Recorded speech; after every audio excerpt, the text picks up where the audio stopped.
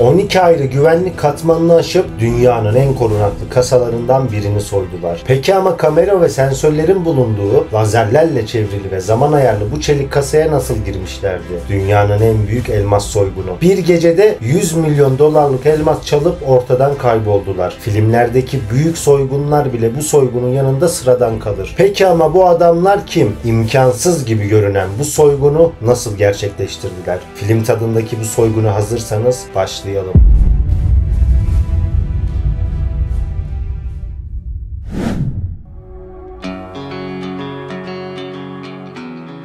Öncelikle soyulan binayı sizlere anlatmam gerekiyor. Burası bir banka değil dostlar. Ama burada dönen para çoğu bankanın hayal bile edemeyeceği seviyede. Burası Belçika'da bulunan Antwerp Diamond Center. 2000'li yılların başında dünyada çıkarılan ham elmasların yaklaşık %80'i işleme veya satış amacıyla Antwerp'ten geçiyordu. Yani bu şehir küresel elmas ekonomisinin kalbi ve bu binada o sistemin tam merkezi. Binanın içinde 3 ana bölüm var. A blok, B blok ve C blok. Soygunun gerçekleştiği yer A bloğun bodrum katındaki özel kasa odası. Burası mücevher firmalarının, koleksiyonerlerin ve elmas tüccarlarının bireysel olarak kiraladığı yüksek güvenlikli kasalardan oluşuyor. İçeride ne olduğunu sadece kasa sahibi bilebilir. Yani bu kasa odası milyonerlerin parmak iziyle açılan çok farklı bir dünya dostlar. Kasa odasına girebilmek için önce çift kapılı bir manyetik geçiş sistemi kullanılıyor. İlk kapı kapanmadan ikinci kapı açılmıyor. Odanın ana kapısı birkaç tonluk özel üretim çelikten yapılmış. Bu kapı sadece belirli saat aralıklarında açılacak şekilde programlanmış. Yani anahtarınız olsa bile bu saatler dışında içeri giremezsiniz. İçeride en ufak bir ısı değişimi ya da insan hareketi algılandığında sistem uyarıya geçiyor. Bu sensörler gece boyunca aktif kalıyor. Yani biri içeri girdiğinde vücut sıcaklığı bile alarmı tetikleyebilir. Odaya girildiğinde ise belirli hatlar üzerinde lazer sistemleri var. Bu lazerler asla görünmüyor. Sistem kırıldığında doğrudan güvenlik merkezine sinyal gidiyor. Her giriş noktası ve koridorlar kameralarla izleniyor. Bu kameraların bazıları sabit, bazıları ise hareketli. Sistemin merkezi dışarıdan erişilemeyecek şekilde korunuyor. Kasa odasındaki bireysel kasaların her biri ayrı anahtarlara, farklı kombinasyon sistemine ve çoğu durumda sadece sahibi tarafından bilinen kilitlere sahip. Binadaki giriş çıkışlar elektronik sistemlerle kayıt altına alınıyor. Kimin ne zaman geldiği, hangi katta ne kadar süre kaldığının bile verileri tutuluyor. Gece boyunca binada güvenlik personelleri dolaşıyor. Giriş çıkışlar ve kamera sistemi belirli periyotlarla kontrol ediliyor. Peki bu kadar güvenlik önlemine rağmen burayı girmeyi başaran bu insanlar kimdi? Gelin şimdi bu insanları biraz daha yakından tanıyalım.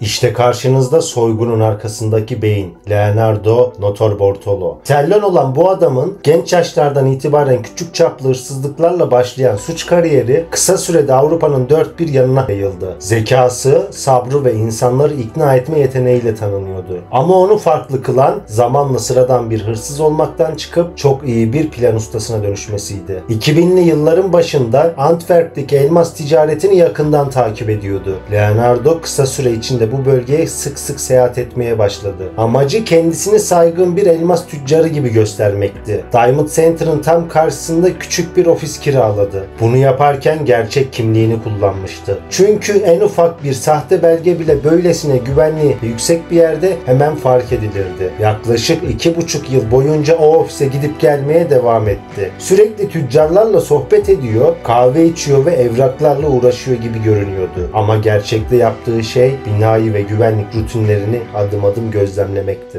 Leonardo yalnız değildi. Her biri kendi alanında uzman olan küçük ama etkili bir ekip kurmuştu. Pietro Tavano, suç dünyasında ona lakap olarak dahi diyorlar. Alarm sistemlerini devre dışı bırakmak, kameraları etkisiz hale getirmek ve elektronik güvenlik sistemlerini aşmak onun işiydi. Her yaptığı işte arkasında iz bırakmazdı. Güvenlik sistemlerini bozmak yerine onları kandırıyordu. Sanırım şimdi neden bu adama dahi dediklerini daha iyi anladınız. Ferdinand Fiene. Lakabı Canavar. Zor kapıları açmak, ağır çelik kasaları hareket ettirmek onun işiydi. Ama en büyük özelliği çok soğukkanlı oluşu. Soygun sırasında en tehlikeli anlarda bile asla panik yapmıyordu. Elio Donario. Lakabı Speedy, yani hızlı. Çünkü iş yaparken olağanüstü hızlıydı. Kasaları boşaltırken dakikalar içinde onlarca elması çantalara dolduruyordu. Ama bu hız bazen dikkat eksikliğine ve kritik hatalara yol açıyordu. Peli kardeş, gerçek adı bilinmiyor. Lakabı ise Anahtarların Kralı. Soygunun en gizemli üyesi. Bu adam kilit açma konusunda bir usta. Çelik kapıları kırmadan, iz bırakmadan açabiliyordu. Bu 5 kişilik efsane ekip artık hazırdı. Şimdi sırada imkansız görünen o kusursuz planı hazırlamak vardı.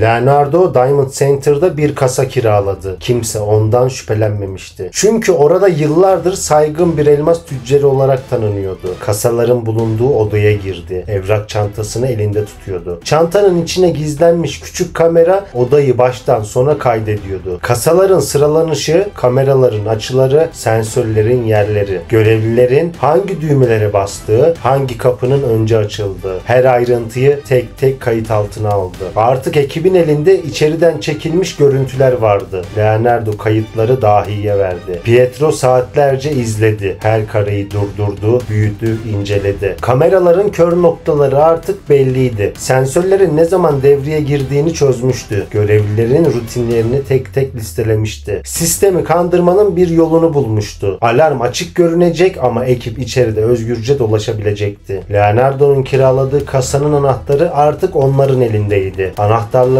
kralı anahtarı defalarca inceledi. Kilit mekanizmasını anlamaya ve çözmeye çalıştı. Ama en büyük problem her kasanın farklı bir anahtarı olmasıydı. Ama o sistemin gizli mantığını çözmüştü. Bir tek anahtardan yola çıkarak tüm kasaları açabilecek kopyalar üretti. Bu kopyalar orijinallerinden ayırt edilemeyecek kadar kusursuzdu. Plan artık neredeyse hazırdı. Her ihtimali düşünmüşlerdi. Kaçış planı da en az soygunun kendisi kadar önemliydi. Nereden girilecek? Hangi sırayla kasalara ulaşılacak ve nasıl çıkılacaktı? Her detayı ezberlemişlerdi. Gece yarıları buluşuyorlar, planı yeniden gözden geçiriyorlardı. Her prova onları kusursuzluğa bir adım daha yaklaştırıyordu. Artık her biri saniyesi saniyesine ne yapacağını biliyordu. Geriye tek bir şey kalmıştı. Planı gerçeğe dönüştürmek.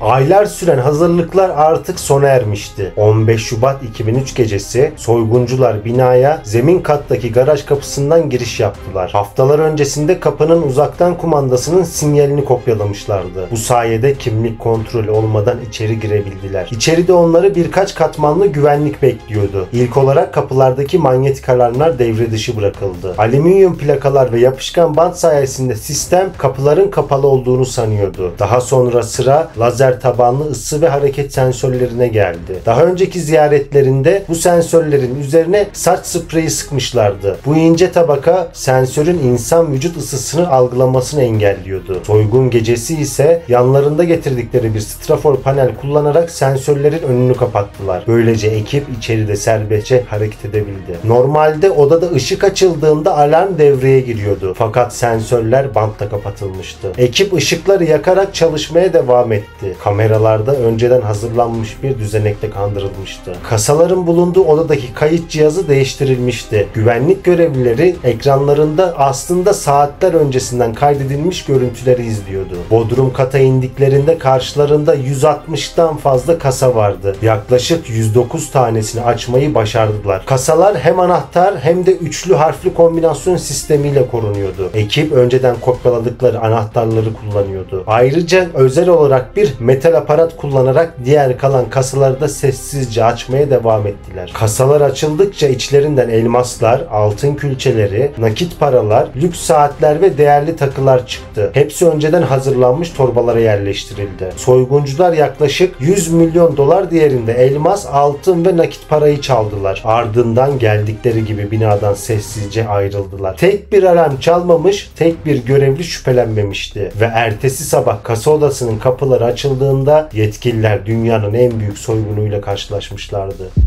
17 Şubat sabahı güvenlik görevlileri kasa odasına indiğinde manzara şok ediciydi. Kasaların büyük kısmı açılmış, içleri tamamen boşaltılmıştı. Durum hemen polise bildirildi. Kısa süre içinde Antwerp polisi olay yerine ulaştı. Polis günler süren incelemeler sonunda kritik bir ipucu buldu. E19 otoyolu kenarındaki bir ormanda rastgele atılmış çöp torbaları bulundu. Torbalardan güvenlik kameralarına ait kablo parçaları, boş bant kutuları, kullanılan eldivenler ve yarım bırakılmış bir sandviç çıktı. Sandviçten alınan DNA örneği doğrudan Leonardo'ya aitti. Polis artık suçlunun kim olduğunu biliyordu ama Leonardo'nun bundan haberi yoktu. Her şey normalmiş gibi davranmaya devam etti. Soygundan birkaç gün sonra kendi kasasını kontrol etmek için elmas merkezine geri döndü. Kendisinden kimsenin şüphelenmediğini sanıyordu. Fakat güvenlik görevlileri çoktan uyarılmıştı. Binaya adımını atar atmaz polisler tarafından gözaltına alındı. Ardından kiraladığı ofis arandı. Ofiste gizli kamera düzenekleri, sim kartlar ve güvenlik planları bulundu. Bu bulgular soygunun aylarca planlandığını kanıtlıyordu. Belçika polisi Interpol ile işbirliği yaparak diğer 3 suç ortağını da tespit etti. Dahi, Canavar ve Speedy de kısa süre içinde yakalandı. 2005 yılında ise davaları sonuçlandı. Leonardo 10 yıl hapis cezasına çarptırıldı. Diğer 3 suç ortağı ise 5'er yıl hapis cezası aldı. Ancak çalınan elmasların büyük bir kısmı hiçbir zaman bulunamadı. Resmi açıklamalara göre zarar yaklaşık 100 milyon dolardı. Fakat kayıt dışı elmas ticareti nedeniyle gerçek miktarın çok daha yüksek olduğu düşünülüyordu. Ve Antwerp Diamond Center soygunu tarihe yalnızca yakalananların hikayesiyle değil, kaybolan elmasların gizemiyle de tarihe geçti. Bugün bile o gece çalınan elmasların çoğu hala kayıp. Dünyanın en büyük elmas soygunu da bu şekildeydi işte. Haftaya yine görüşmek üzere dostlar. Sağlıcakla kalın.